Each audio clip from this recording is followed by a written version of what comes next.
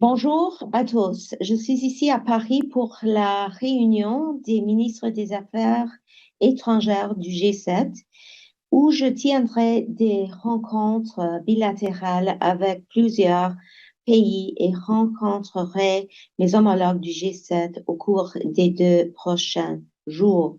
Je tiens d'abord à souhaiter la bienvenue à la nouvelle ambassadrice du Canada en France, Nathalie Drouin, en ce premier jour complet en fonction. J'ai hâte de travailler étroitement avec elle alors qu'elle représente le Canada et renforce notre relation importante avec la France. J'ai aussi rencontré Louise Mushikiwabo, secrétaire générale de la francophonie. Cette rencontre avait 2 objectifs. Présenter officiellement la candidature du Canada pour accueillir le sommet de la francophonie de 2028, ce qui reflète l'engagement profond du Canada envers la francophonie. Confirmer 22 millions de dollars de nouveaux fonds pour la francophonie. Cela aidera à promouvoir la langue française ainsi que la diversité culturelle et linguistique au Canada et dans le monde.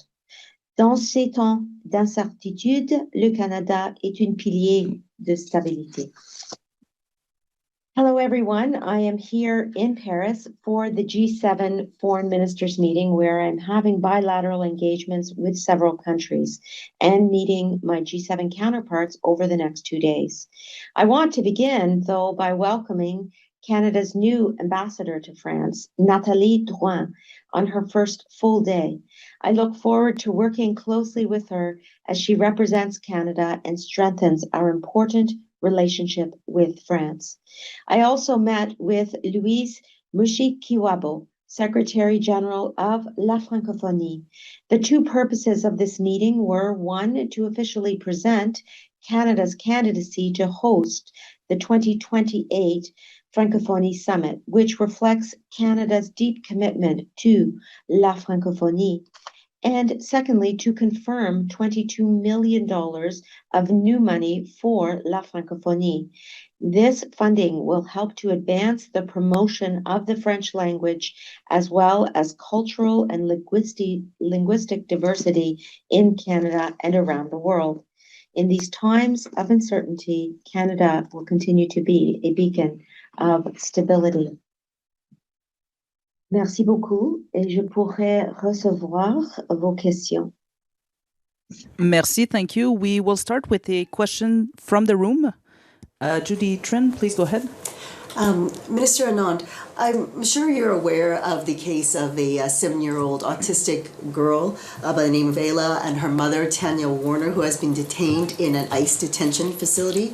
I'm wondering what support is Global Affairs providing Tanya Warner and her daughter, given that a child is in detention in the U.S.?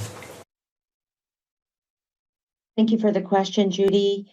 I can confirm that consular officials from Global Affairs Canada are in touch with the family directly, and due to privacy concerns, I am not able to disclose more information at this time. I am also in touch with the Member of Parliament for the riding in which the individuals reside, and we are doing our very best to keep her in the loop as well regarding information. But as I indicated, consular officials are in touch with the family, recognizing the seriousness of the case. If I may push a little bit, Minister, this seems to be a stock answer from the government that there are privacy interests at play here. However, this is an extraordinary case involving a 7-year-old autistic child. Have you, your government, any of your officials levied concerns with the U.S. government or with ICE officials about the condition of the family and about how they are treating a Canadian in detention as well as a child? Have you levied those concerns with your American counterparts? As I indicated, there are serious privacy concerns at stake, and those concerns prevent further disclosure. That is the law. It is not a stock answer.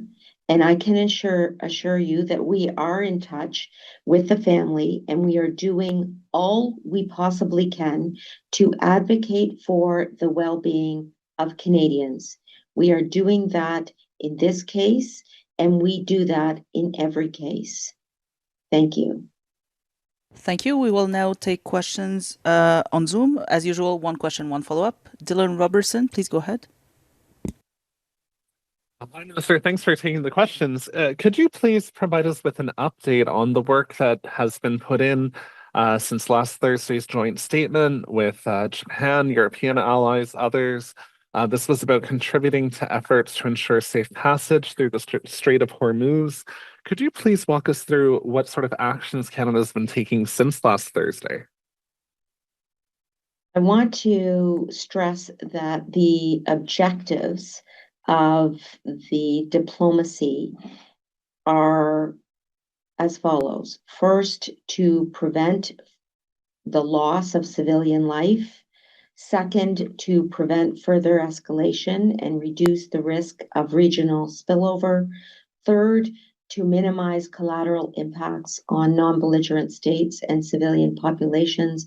And fourth, to mitigate global economic shocks on energy, fertilizer, and commercial supply chains. The update that you are requesting relates primarily to the final objective that I just mentioned in terms of global economic shocks and the rite of passage through the Strait of Hormuz. I am here in Paris, in fact, for the G7 to discuss this very topic with my counterparts and to ensure that we can engage in further efforts together. Those conversations will occur over the day on Thursday and Friday, and I hopefully will have more to share at that time.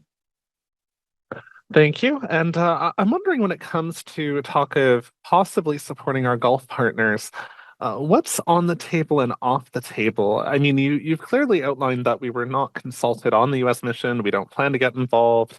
You've outlined some of the principles that would undergird any kind of a response.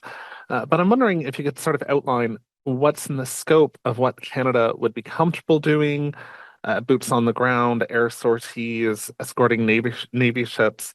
I know you have to look at requests as they come in, but I think Canadians would like to know if literally everything is on the table or if there's anything you can rule out at this point. Okay, thanks again.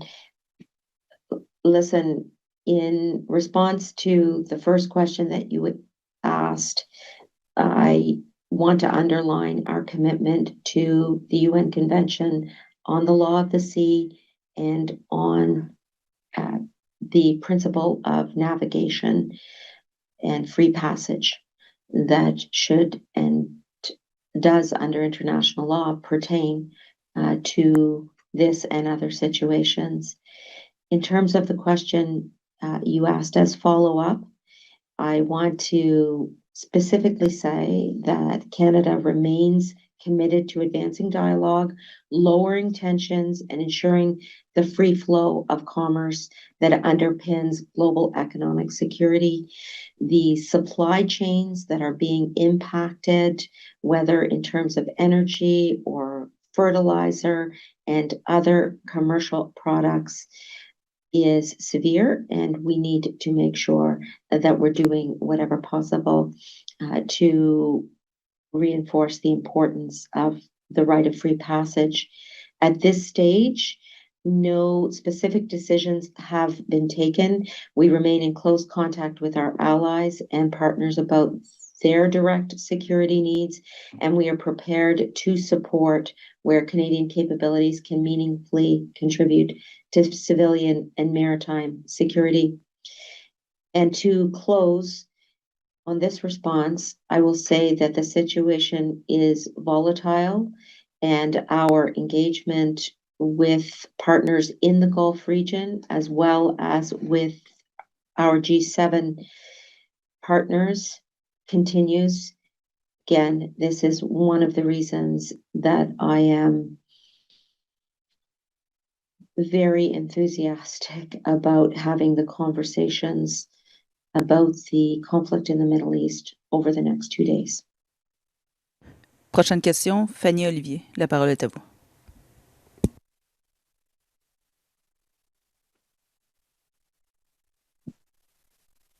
Bonjour, Madame Anand. Est-ce que vous m'entendez bien? Est-ce que vous m'entendez bien? Oui. Ah, parfait. J'aimerais savoir qu'est-ce que vous allez chercher à accomplir en rencontrant M. Roubaud tout à l'heure, ou plutôt vendredi. Est-ce que vous avez des demandes précises pour essayer de débloquer le détroit d'Ormuz? Est-ce que vous allez lui demander précisément qu'est-ce que vous cherchez de nous, du Canada et des autres alliés du G7? J'ai pas entendu complètement le nom que vous avez mentionné. Oui, M. Roubaud, Marco Rubio, que vous allez rencontrer vendredi, je crois.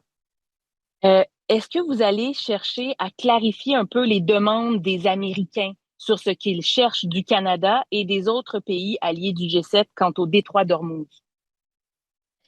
Premièrement, j'ai parlé avec le secrétaire Rubio lundi après-midi et nous avons discuté la situation dans le Moyen-Orient et la volatilité là. Nous avons être en accord sur le principe de liberté dans les océans et mers et nous allons continuer ces conversations-là avec le groupe en total pendant les prochains jours. Mais bien sûr, c'est important d'avoir une conversation dans le contexte du G7 parce que il y a plusieurs pays là qui ont un intérêt de s'assurer qu'il y a le passage libre dans le détroit de Hormuz. Et est-ce que vous avez cheminé sur qu'est-ce que vous pouvez offrir, là, qu'est-ce que le Canada peut offrir justement pour débloquer le détroit d'Ormuz? Comme j'ai dit en anglais, à ce moment, nous n'avons pas pris les décisions, mais nous sommes en contact très proche avec nos alliés et partenaires sur leurs besoins de sécurité et nous continuons de souligner que nous pouvons appuyer s'il y a la capacité de faire ça sur les sujets de la sécurité maritime et les vies civiliennes. Next question, Greg Quinn, please go ahead.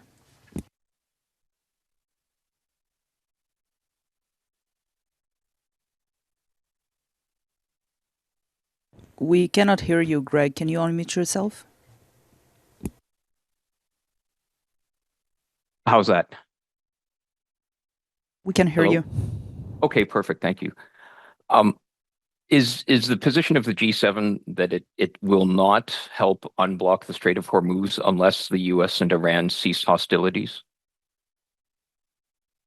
The conversations that the foreign ministers are going to be having over the next 2 days will address a number of issues. The need to prevent the loss of civilian life, the need to minimize collateral impacts on non-belligerent states, and the need to mitigate global economic shocks. To be clear, the G7 meeting has not yet occurred. It will commence tomorrow morning, and it will extend through the day on Thursday and Friday. Thank you. Secondly, Canada's faced some various and unique threats from Donald Trump in regards to free trade, and we've seen a pattern similar to what's being seen with Iran, volatile and changing threats. Are there any lessons Canada can share with the G7 when it comes to interpreting Trump's threats against Iran?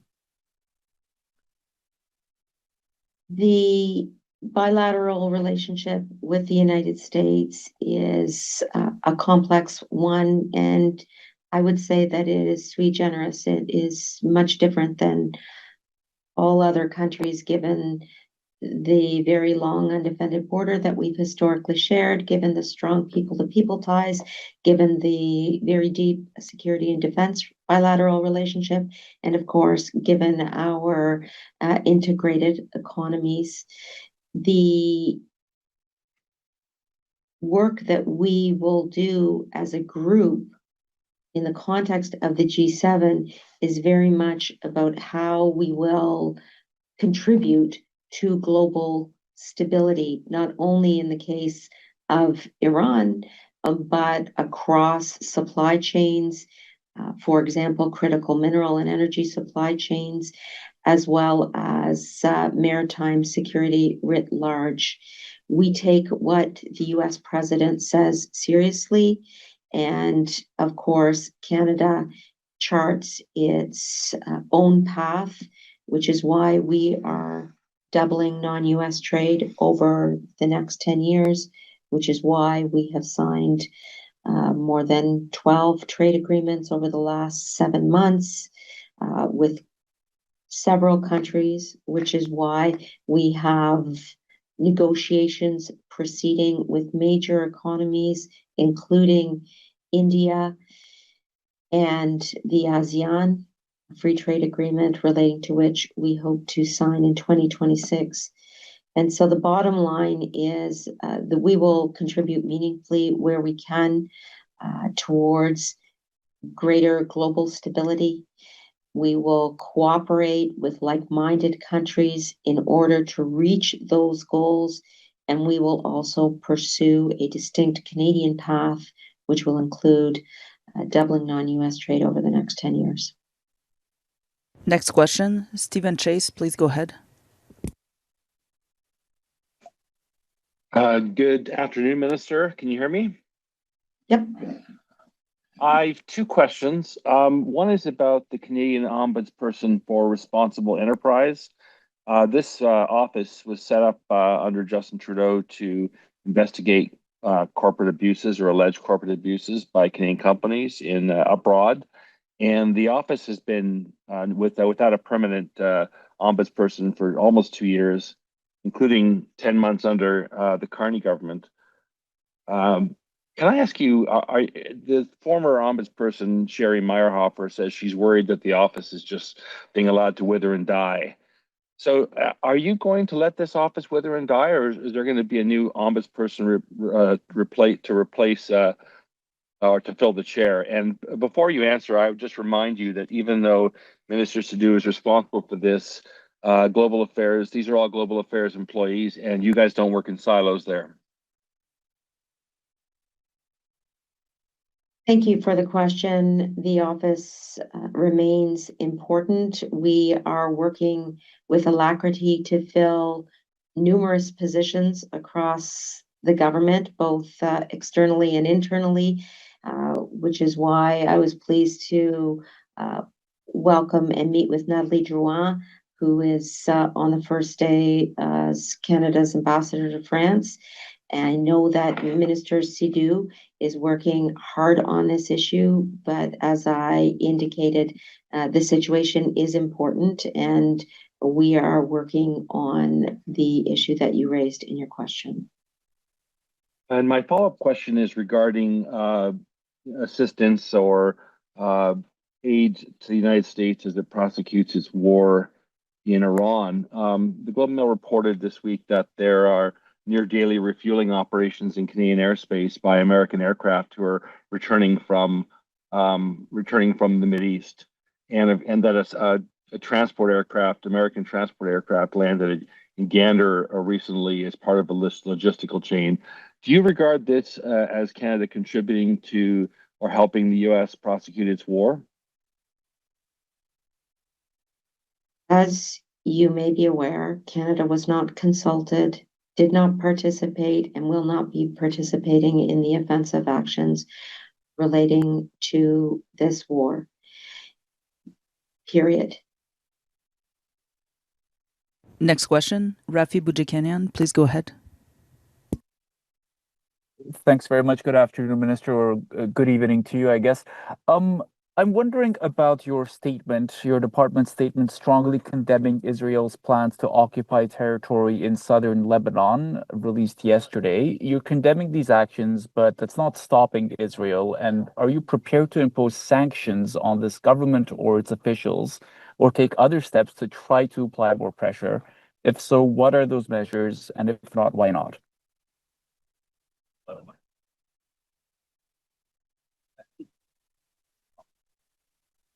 I want to begin by saying that Lebanon's territorial integrity must not be violated, and that the statement was clear that Hezbollah must cease attacks on Israel and disarm. Those are the two main points that I will make in answer to your question. Okay. Are you planning on discussing this issue at all at the G7 ministers meeting you're at? And do you expect cooperation there, especially given that the US is a member of the G7 and it's been a part of prosecuting this war in the Middle East? Of course, I will be raising the issues at the heart of your question, as well as other issues of concern given the conflict in the region. I want to underscore that Canada is coming to the table at these G7 meetings to ensure that certain fundamental principles are voiced. And these principles pertain to the region as a whole. 1, preventing the loss of civilian life. 2, preventing further escalation and reducing the risk of regional spillover. 3, minimizing collateral impacts on non-belligerent states and civilian populations. 4, mitigating global economic shocks in terms of energy, fertilizer, and commercial supply chains. Those 4 principles are at the heart of our foreign policy vis-a-vis this conflict, and a number of issues, including the ones that you raised, Rafi, are addressed at a broad level through these principles, and I will continue to underline their importance in my conversations with my G7 counterparts. I want to underscore also that there will be certain outreach partners in attendance. I will be having bilateral meetings with almost every one of those outreach partners, and I will be making these points in those meetings as well. Thank you. Thank you. Merci. C'est ce qui met fin à la conférence de presse. This concludes the press conference. Thank you very much. Bye-bye.